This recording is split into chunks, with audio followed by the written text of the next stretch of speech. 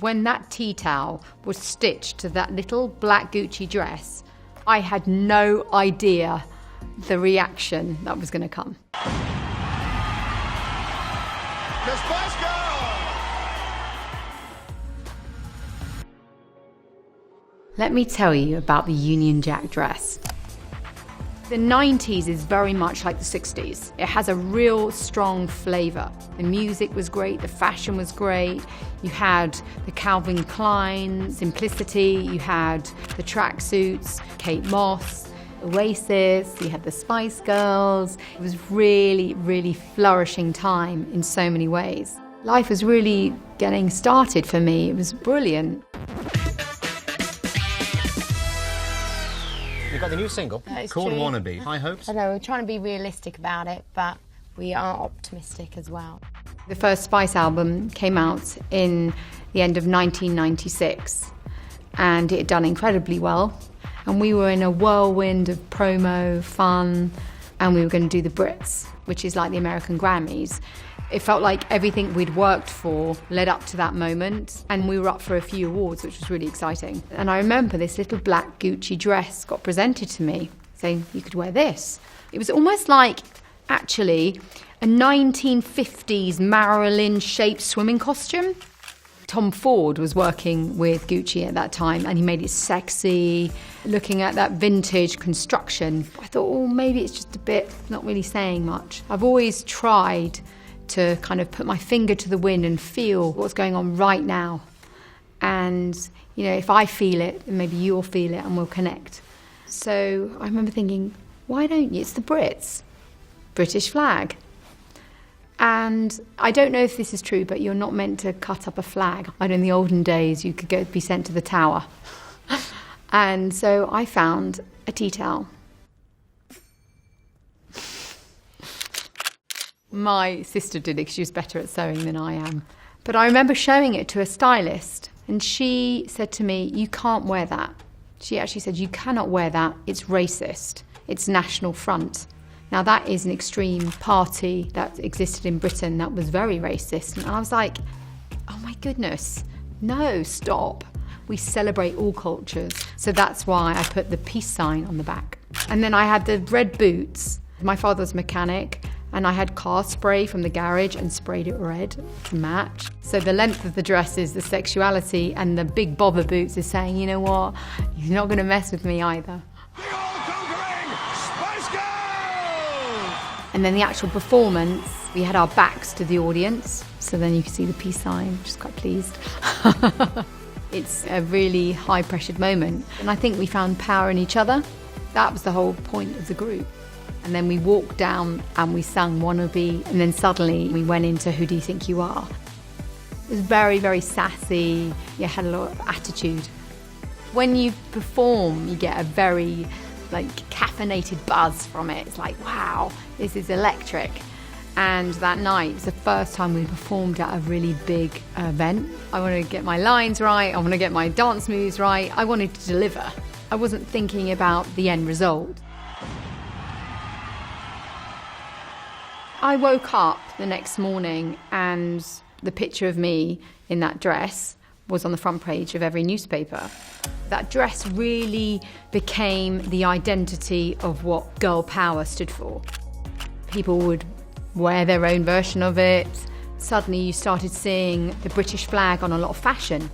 It came back to that thing of being proud of who we are.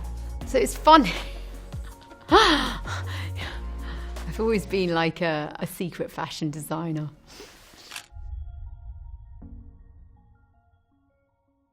Geri Halliwell, otherwise known as Ginger Spice, has announced she's left the Spice Girls.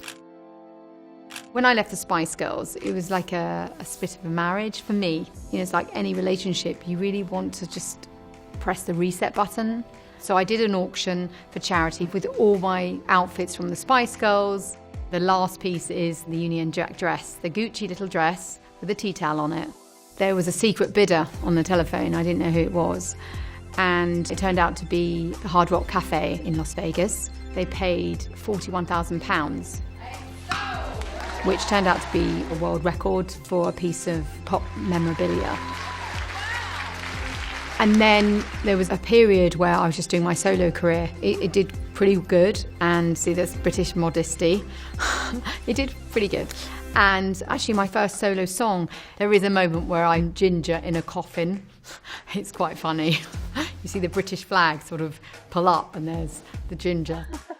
So 2007, we decided the Spice Girls wanted to get back together. And this time the tour was going to be dressed by the designer Cavalli. Their clothes are sexy, flamboyant, fabulous, quite opulent. They definitely like the glamour. And so we're like, okay, let's do that. For me, wearing the Union Jack dress, I'm always quite mindful because it's had such a moment to sort of really try and recapture that moment. Is it really going to work? We really needed to sort of turn the volume up on it, and Cavalli did that with crystals. And then it was me going, can we make it shorter? I'm sort of in my mid to late 30s at that time. I think it's quite a hard age to be. You sort of still want to say, yeah, I'm still sexy, I've still got a figure, look. Haven't quite found the stoicness of a mature woman, but you're not the teenage bravado anymore. Where do you belong? And that dress, the Cavalli dress, absolutely epitomises everything I was feeling. When you put the Union Jack dress on, it's like wearing the crown for that moment, or your bride for that moment, that special feeling it's your birthday. The wonderful thing was that, you know, the Spice Girls fans have grown up with us. So it was lovely for every country that we went to, we'd see girls and guys in the Union Jack dress. It's almost like a uniform, unifying us all. From 2007 to 2019, a lot happened. There was lots of discomfort and restlessness in the world. It was coming on the back of the Me Too movement. It was quite dark. And actually, you know, the Spice Girls have always stood for positivity and lightness. And sometimes you just need that. And suddenly the idea came back again that perhaps we should do some more shows. But let's move it forward. The way I dress has always reflected how I feel about myself at that time. And, you know, I had children, I got married. I felt a sense of power in developing the dress into something different, something even more timeless, a complete queen's gown. For me, it shows the evolution of being a woman. As you grow older, this is the gift of age, you suddenly feel confident to cover up. It's really odd.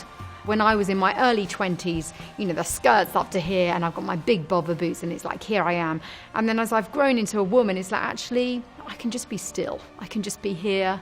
This is enough. And it felt quite empowering just to walk on with a dress and saying, do you know what, I've grown up. It felt like the power of a woman. It felt the evolution of girl power. And this is a good lesson to me. I always tell myself this is, one, to really trust your instinct. You know, I got told not to wear that dress.